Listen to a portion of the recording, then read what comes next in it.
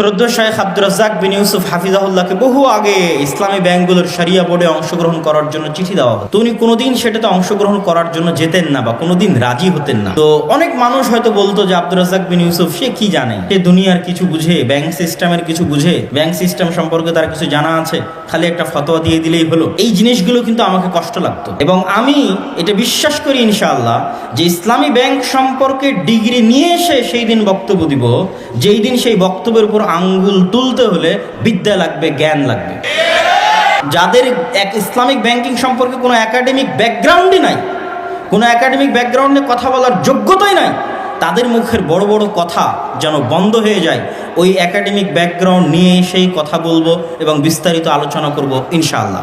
আমি প্রশ্ন ছড়িয়ে দিচ্ছি যে একে তো আমাদের সারা দেশে সুদিবাজি পুঁজি অর্থনীতি চলতেছে, এবং আমি এবছরের বহু বক্তব্যে বলেছি মানবতার শত্রু হচ্ছে সুদি অর্থনীতি, মানবতার শত্রু হচ্ছে পুঁজি অর্থনীতি। মুসলমানের নয়, হিন্দু, বৌদ্ধ, খ্রিস্টান সবার মানুষকে গোলাম